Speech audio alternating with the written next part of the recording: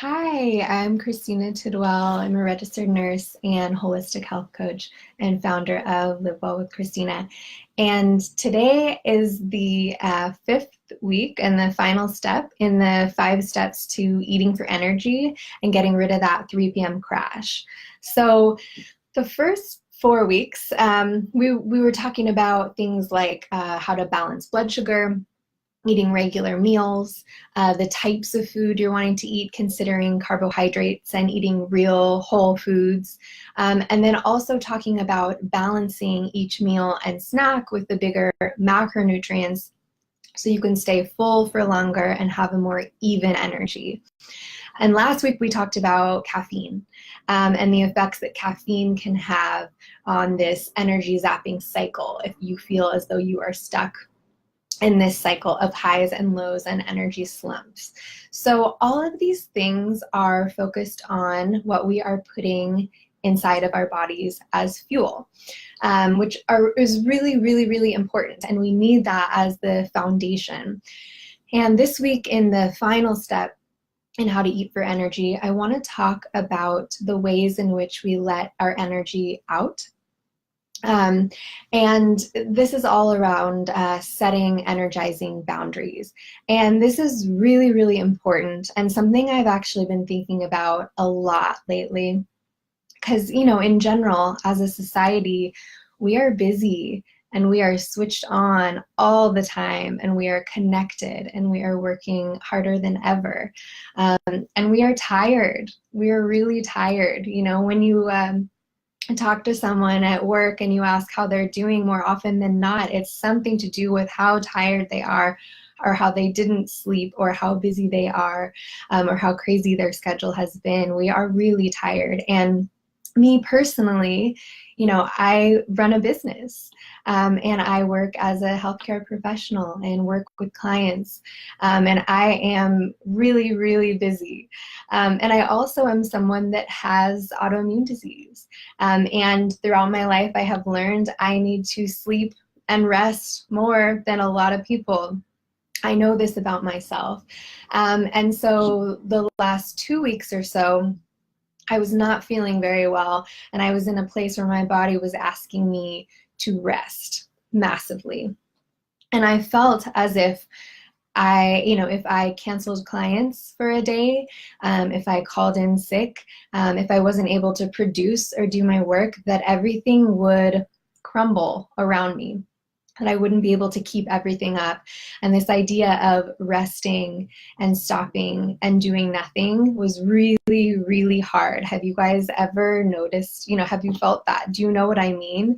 Kind of that giving yourself permission to rest and do nothing, even when you know that's what you might need.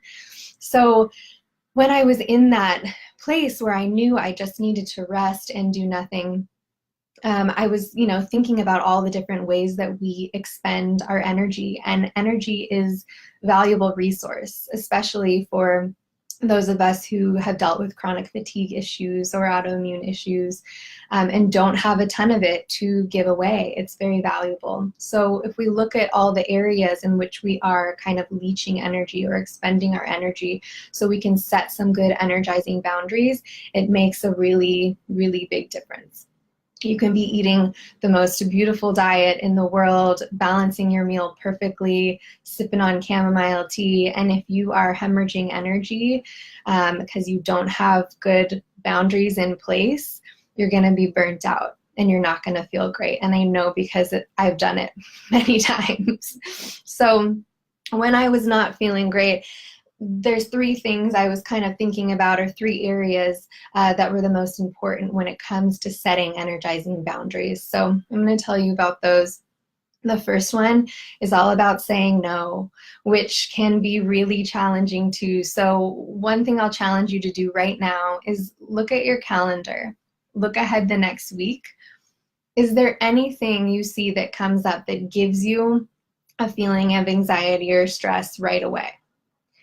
If there is, it's likely that that's something that's taking a lot of your energy. So I know if you have families and kids and obligations and all of this, not everything in your schedule is going to be in your control, and that's fine.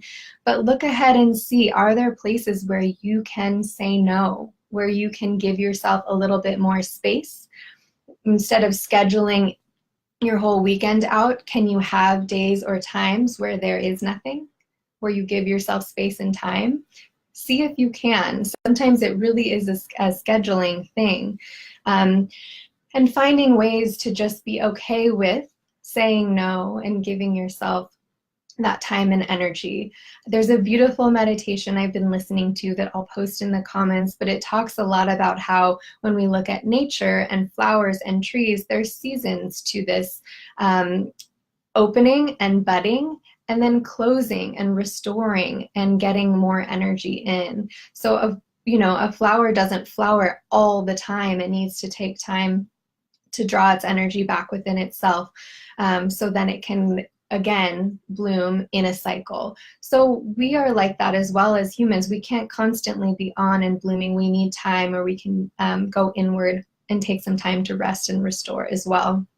So the second thing I've been thinking about is scheduling time to do nothing. Actually scheduling time. And this doesn't have to be scheduling spa days. It can literally be scheduling 10 minutes. What I do is schedule 10 minutes in the morning to sit and do nothing. I do a meditation. You can literally stare at a wall if you want. It doesn't matter.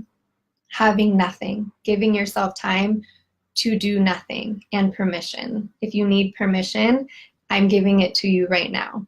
Do nothing.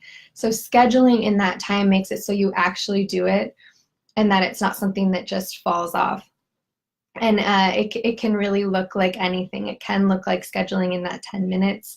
It can be going to, scheduling in your yoga class time.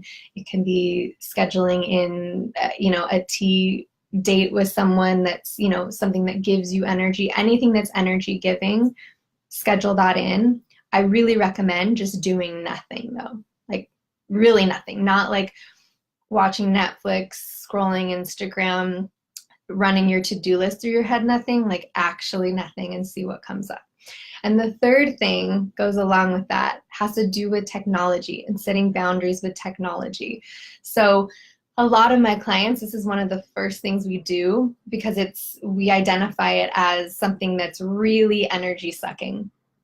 You scroll through Instagram, you get on some weird deep dive page, and some famous person's cat or something, and you realize you've done it for an hour, and you look up and you feel kind of drained and weird.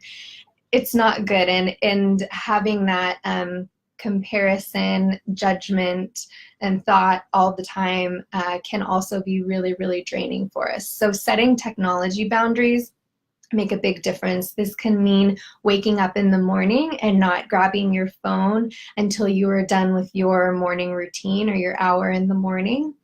I like to say it's, telling yourself who you are before the rest of the world has a chance to, through social media. And then maybe in the evening, having a time as well. I try to put my phone away at 7 p.m. and be done with it. In addition to, not being distracted looking through all this social media business, also getting rid of screens and that blue light can help a lot with sleep and our circadian rhythm. So it's going to really help you kind of wind down and sleep better too.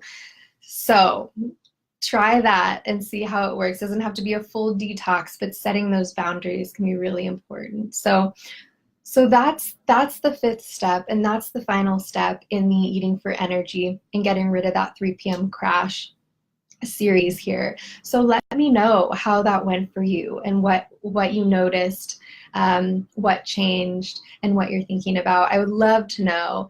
But going through each of these steps consecutively and bringing them into your life and making them sustainable is a really, really beneficial way to immediately gain more energy. And if you want to talk more about what this looks like in your life specifically, I always offer free 30-minute discovery sessions to talk to you more about what your main health goals and concerns are. We are all so different, and how you might implement these steps to really boost your energy. And this is a really good time to do that in spring going into summer. You know, in Seattle, we have these longer, lighter days, and we're really busy, and we want to take advantage of this summer and beautiful sunlight that we earned. And so people can get really burnt out and feel really burnt out if we aren't careful to implement a lot of these eating for energy strategies. So this is a perfect time, and I am taking a couple new clients now for the spring and summer. So if you want to talk more about where you're at, I'll put a link below. You can send me a message, or you can just book in for a 30-minute discovery session, and we can chat. So thank you so much, and I hope that that helped you get rid of that 3 p.m. energy crash. Let me know in the comments. I would love to hear. Okay, thanks.